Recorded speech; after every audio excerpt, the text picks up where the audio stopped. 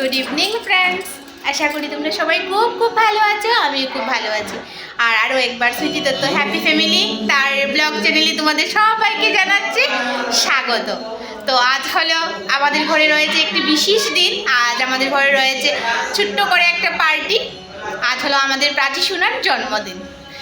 আজ হলো রবিবার, আর আজকে ডেটটা হলো আজ হলো 28 জানুয়ারি 2024 ইংরেজি, বাংলা হলো 8 মাঘ 1430 বাংলা। তো তোমরা দেখতেই পাচ্ছ আমার ব্যাকগ্রাউন্ডটা আজকে চেঞ্জ আছে। আমি অন্য একটা জায়গায় বসে আছি। সত্যি আমি বসে আছি এখন প্রাচীদের ঘরে, অর্থাৎ আমার জায়ের ঘরে আমি বসে আছি। আমি এখানে এসেছি, আমি ভাবলাম তোমাদের সঙ্গে এসেছি যখন, আজ আমি ব্লগটা এখান থেকে স্টার্ট করবো মনে মনে ভেবে রেখেছিলাম। আর তোমাদের সঙ্গে কথা বলাটা আমি এখান থেকেই শুরু করলাম। তো চলো একবার ওদের ঘরটা আমি তোমাদেরকে একটু দেখিয়ে দিই। তো এইটা হচ্ছে ওদের লিভিং এরিয়া। তো লিভিং এরিয়াটা একদমই ছোটো নয়, ওটাও একটু বড়সড়ই আছে। আর তারপর আমরা চলে গেলাম ব্যালকনিতে। তো দেখো এইটা হলো আমার স্পেশালি আমার সবচেয়ে ফেভারিট জায়গা, এটা হলো এই ব্যালকনিটা। তো এই ঘরটা যখন বানানো হয়েছিল তখন আমার প্রিয়াসমা খুবই ছোট্ট ছিল। তো এই ব্যালকনিতে আমি কাপড় মেলে দিতাম। এই পুরো জায়গাটা, পুরো ঘরটাতেই আমি কাপড় মেলে দিতাম, কমপ্লেক্সটাতে, আর এখানে দাঁড়িয়ে থাকতাম। তো এই জায়গাটা আমার বরাবরই পছন্দের জায়গা। তো এখানে দাঁড়াতে আমার খুবই ভালো লাগে। আর দেখো আমার যা কত যত্ন করে রেখেছে এই জায়গাটাকে। অনেকটাই গাছ লাগিয়ে রেখেছে, অ্যালোভেরা গাছ, আরও প্রচুর গাছ ছিল। তো ফুলের গাছগুলো এখন নষ্ট হয়ে গেছে। আর এই যে উপর থেকে নিচটাও বেশ ভালোই দেখা যায়। তো এই জায়গাটা আমার বরাবরই প্রিয় জায়গা। এখানে আসলেই আমার এই জায়গাটাই সবচেয়ে বেশি ভালো লাগে। আর তারপর দেখো জায়ের কিচেনটা তো কত সুন্দরভাবে অর্গানাইজ করে রেখেছে। আর তার পাশেই রয়েছে বাথরুমটা। ওই যে ওটা হলো বাথরুম ওদের। তো এখানে আয়নাতে আমাকে দেখা যাচ্ছে।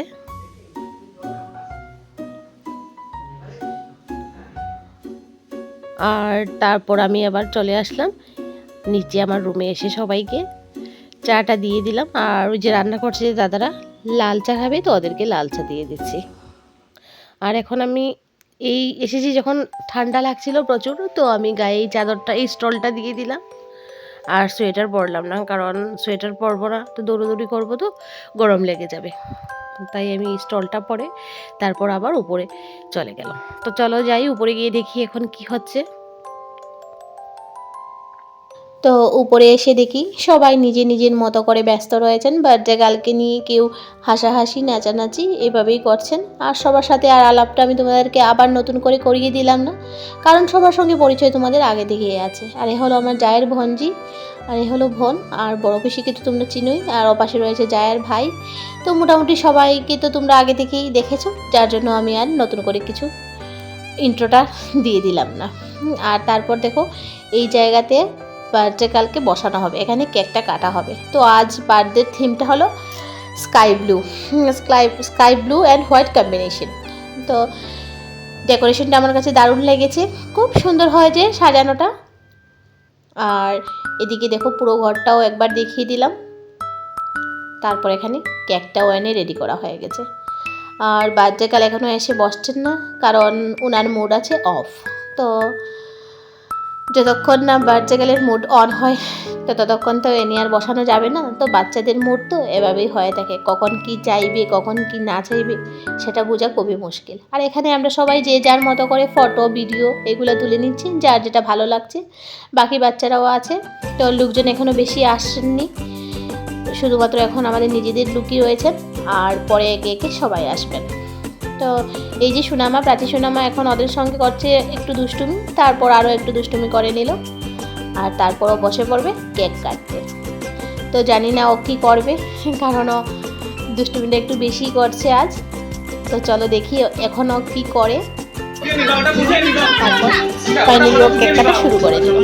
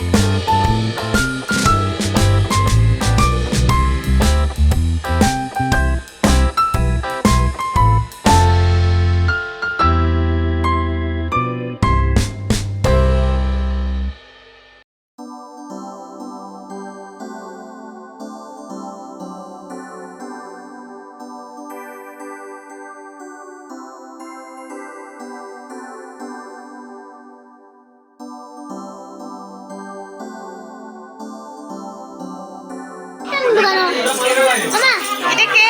এটা কি? তোমার নাম বলো কি? এটা রাখি।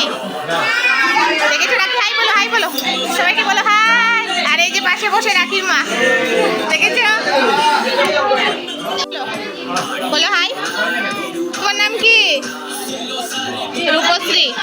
আর তারপর দেখো আমি প্রাচীকে কি দেব আমরা তো ডিসাইড করিনি, তো কি আনবো তো কাপড় দেওয়ার কোনো ইচ্ছে আমার ছিল না, কারণ কাপড় তো সবসময় দিতে পারি বা সবসময় দিয়ে থাকি, কিন্তু আমি ভাবছিলাম অন্য কিছু দেব। তো তারপর চলে গেলাম খেলনার একটা দোকানে, আর যেটা আমাদের লোকাল মার্কেটই রয়েছে। তো দেখো অনেকগুলো খেলনা দেখছি এখানে, কোনোটাই পছন্দ হচ্ছে না। তো আমি একটু ইউনিক খোঁজার চেষ্টা করছিলাম। তো তারপর খুঁজতে খুঁজতে একটা মনের মতো করে ফাইনালি আমি পেয়েছি।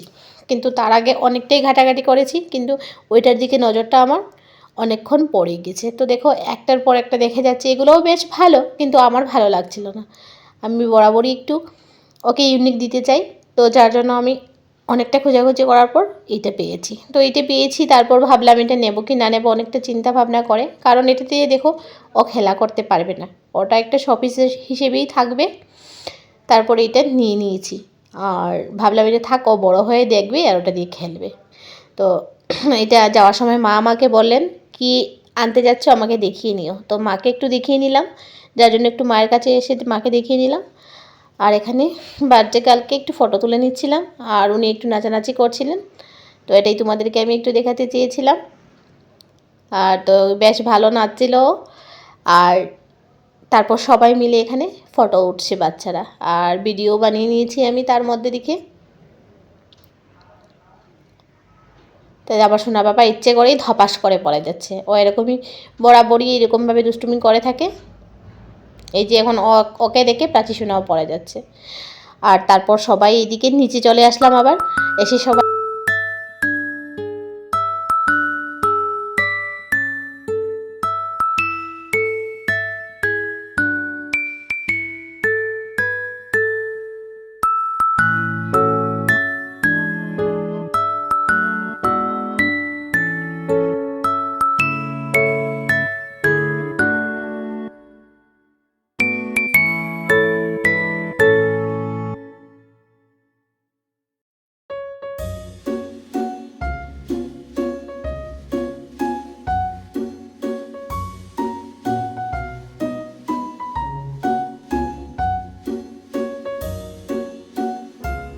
আর এদিকে আমি এখন খেতে বসে গেছি, আর আমার যা এখনও খায়নি, ও পরে খাবে। তো মেনুতে আছে পাঁপড় ভাজা, আর তার সঙ্গে আছে রাইস, ফ্রাইড রাইস, বেগুনি, শসা আর চানা ডাল, আর তার সঙ্গে আছে ডিম কারি আর পনির কারি।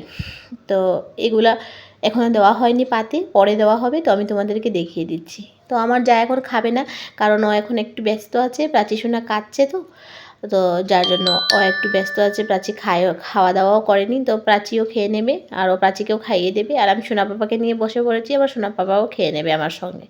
আর আমার তৃষা সোনা তো আগেই খেয়ে নিয়েছি।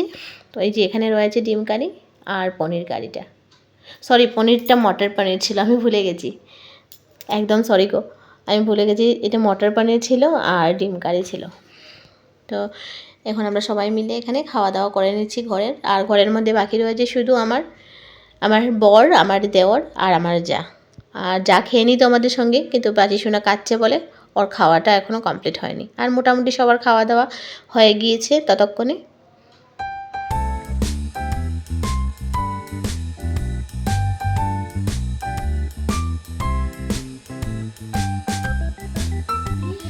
তো এখন বাজে রাত 11টা, আর এইমাত্র আমি বাচ্চাদেরকে নিয়ে ঘরে আসলাম, কারণ ওদেরকে তো ঘুমোতে দিতে হবে। আমি যদি ওইখানে থাকি তাহলে তো ওরা ঘুমোবে না।